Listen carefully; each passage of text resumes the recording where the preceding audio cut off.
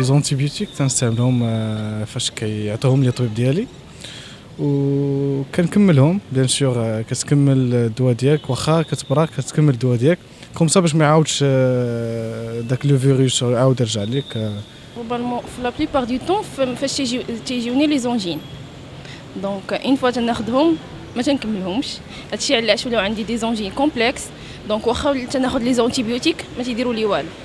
Moi, je l'utilise l'antibiotique en cas de prescription médicale uniquement. انا ما كنستعملهمش لان اصلا مضرين بالصحه هذا هذه، وفي حال تا ولادي انا ما كنعطيهملهمش. كندير الطب البديل، طب الاعشاب ولا شي حاجه اللي كترفع المناعه، لان اصلا المرض اصله هو ضعف المناعه، نقص المناعه. الا رفعت المناعه ما بقاش، لان اي ميكروب ما يقدرش الا كانت حاله متفاقمه كيخرجوا لي زونتيبيوتيك اللي كنعقل ان خديت لاخ اوغمونتان على لي زونجين. ملي كناخذهم كاين لي كونسيكونس عليهم، كنلقى اغلبيه لي زونتيبيوتيك عندهم لي دياغي خصوصا ملي كتاكليهم عاوتاني حتى لابيتي ديالك كتنقص ملي كتاكلي كتشربي الدواء ديالهم. كنعملهم الا مرت بالحلاقان، الا ضربني البرد، وكناخذهم على طريق الطبيب. هو في الحقيقه انا ما كنستعملش لي زونتيبيوتيك. علاش؟ لان كنعتمد على المناعه الشخصيه. الا استعملتي لي زونتيبيوتيك سيرتو كنشوفوا المغاربه كثير كيمشي غير كتجي حاله ديال الرواح ولا غير شي حاجه عاديه كيستعمل لي زونتيبيوتيك. الور كلها خاص لي زونتيبيوتيك ما نستعملهم الا في الحالات القصوى. Demandé de vous parler un petit peu de l'antibiorésistance, notamment chez nous, dans notre pays, où est-ce qu'on en est. On est très très mal parce que, comme vous allez voir sur deux courbes que je vais vous montrer, vous allez tout simplement voir que l'évolution de l'antibiorésistance de nos bactéries qui nous infectent, qui infectent nos familles, qui infectent nos enfants, etc., eh bien l'antibiorésistance elle évolue de manière très inquiétante dans notre pays. Il y a des données qui montrent clairement, ici vous avez une courbe des données de l'antibiorésistance du CHU de Fès, qui montre très bien que de 2012 à 2016, donc en l'espace de 4 ans, on a un doublement de la fréquence ou de la prévalence des germes multirésistants. BMR, c'est bactéries multirésistantes. C'est quoi une bactérie multirésistante? C'est une bactérie qui normalement doit être sensible à certains antibiotiques et qui devient résistante à ces antibiotiques-là. Donc il y a un doublement, ça passe de 12% en 2012 jusqu'à 24% en 2016. Certainement qu'en 2019, on doit être aux alentours de 30%.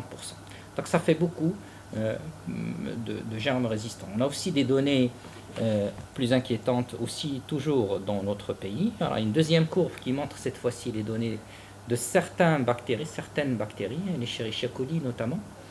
L'Escherichia coli est un germe qui est principalement responsable d'infections urinaires.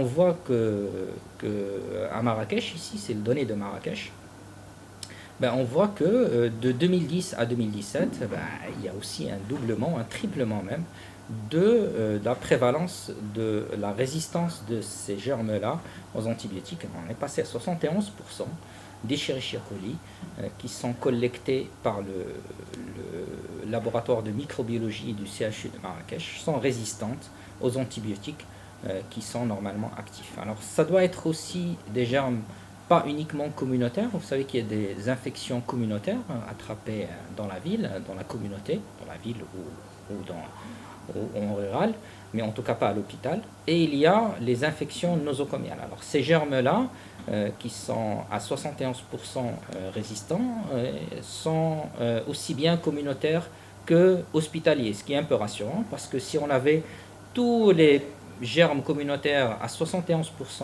de résistance, ça serait vraiment la catastrophe nationale. Donc on n'en est pas encore là, mais c'est quand même une situation qui est très inquiétante. Vous avez la courbe qui est en bas, vous avez 14,5%, c'est quoi? Ça, ce sont des germes qui sont beaucoup plus hospitaliers que des germes communautaires, donc qui concernent beaucoup plus notre pratique hospitalière que chez vous. Mais je vous donne quand même le chiffre de 14,5%, c'est quoi? C'est la résistance à des antibiotiques de dernière ligne. C'est-à-dire qu'on a certains patients chez qui on n'arrive plus à traiter leur infection lorsqu'ils sont à l'hôpital. 14%, ça fait beaucoup, ça fait quand même plus d'un patient sur 10. Lorsqu'ils s'infectent, on n'arrive pas à traiter les infections, ces patients-là qui s'infectent en nosocomiale.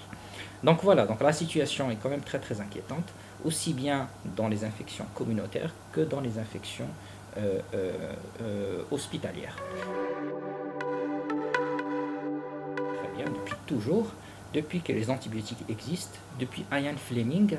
Ian Fleming, c'est le premier c'est un Anglais, c'est le premier qui a découvert la pénicilline un peu par hasard. Ce monsieur a eu le prix Nobel et depuis la découverte de la pénicilline dans les années 40, eh bien, il a tiré la sonnette d'alarme parce qu'on commençait à utiliser la pénicilline chez beaucoup de malades et la résistance ont commencé à apparaître dès ce moment-là.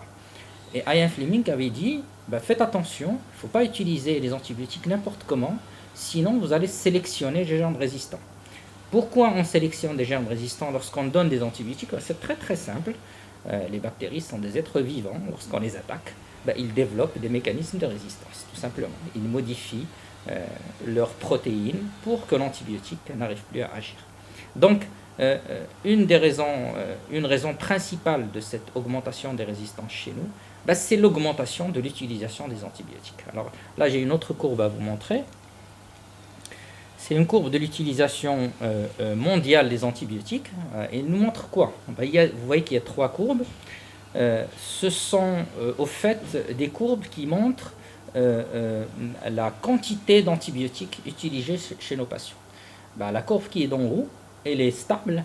Ce sont la consommation des antibiotiques dans les pays qui ont de fortes ressources. Eux, malgré le fait qu'ils aient beaucoup d'argent, eh bien, ils n'augmentent pas leur utilisation des antibiotiques de l'année 2000 à l'année 2015. Et les 2 courbes qui sont en bas, ce sont les pays qui sont à ressources moyennes et à faibles ressources. Le Maroc a fait partie de cette étude-là et qui montre clairement une augmentation de l'utilisation des antibiotiques. Donc ça, c'est la première raison pour laquelle on a de plus en plus de résistance. C'est parce qu'on utilise de plus en plus des antibiotiques. Alors, ce problème n'est pas uniquement humain, puisqu'on utilise de plus en plus des antibiotiques en médecine humaine qu'en médecine vétérinaire. Donc vous savez aussi qu'il y a une relation entre ce qu'on mange, entre les excrétas des animaux sur les terres, dans lesquelles on cultive les fruits, les légumes, le blé, etc.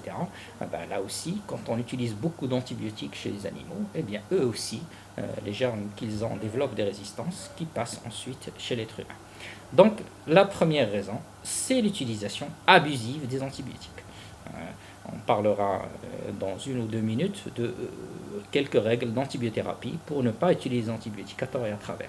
La deuxième raison de l'augmentation de ces résistances de l'antibiothérapie, c'est en plus d'utiliser beaucoup trop d'antibiotiques, quand on les utilise aussi mal, on ne les utilise pas bien, on ne respecte pas les règles de l'antibiothérapie. Et là, il y a aussi un tableau sur une étude qui a été publiée et qui a été réalisé chez les patients hospitalisés aux urgences d'Avicenne et qui nécessitait l'administration d'au moins un antibiotique. Chez ces patients-là, on a trouvé que 57%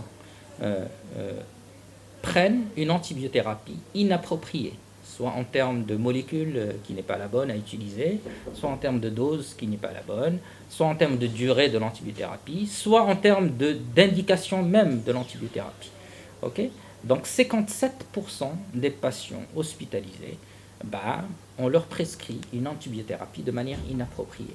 Lorsqu'on associe ces 2 phénomènes, beaucoup trop d'antibiotiques et utilisation mauvaise des antibiotiques, il est normal d'avoir une explosion des germes multirésistants chez nous. Alors si on continue, on va être dans l'impasse. Si on continue de faire comme ça, il va y avoir un moment où on aura des germes qui sont résistants à tous les antibiotiques et on va revenir à l'âge d'avant Ian Fleming, d'avant les antibiotiques. C'est ce que dit l'OMS aussi.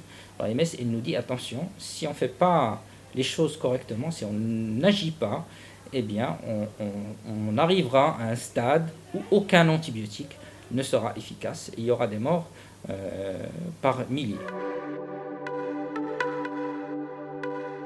La première règle de prescription d'antibiotiques, c'est de ne pas prescrire un antibiotique s'il n'y a pas une forte suspicion ou une preuve que l'infection, que votre malade est infecté et que votre malade est infecté par une bactérie, pas par un virus.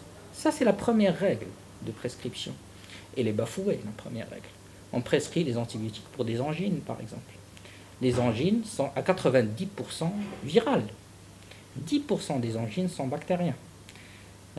Je suis sûr qu'on utilise des antibiotiques dans 90% des angines, au lieu que ce soit le contraire. Donc, la première règle, c'est de ne pas donner des antibiotiques lorsqu'on n'a pas assez d'éléments pour nous dire que le malade est infecté d'abord, et ensuite que le malade est infecté par une bactérie, par un virus. Ça, c'est la première règle de prescription. Les autres règles de prescription, je pense que tout le monde les connaît. Je vous en donne une seule, une deuxième, c'est le spectre antibactérien. Il faut utiliser l'antibiotique qui a le plus faible spectre possible vis-à-vis d'un germe donné. La deuxième règle, donc, c'est donner un antibiotique qui a le spectre le plus étroit, et je donne l'exemple d'une bronchite, par exemple, ou d'une angine. Lorsque vous avez une bronchite, ou une pneumonie, ou une angine, vous avez très souvent, c'est le pneumocoque ou le streptocoque qui est responsable. Pour ces germes-là, c'est l'amoxicilline ou la PNIG. Ce n'est pas donner une céphalosporine 3e génération, ou une quinolone, etc. Donc, il faut donner l'antibiotique qui a le spectre le plus étroit, et je vous remercie.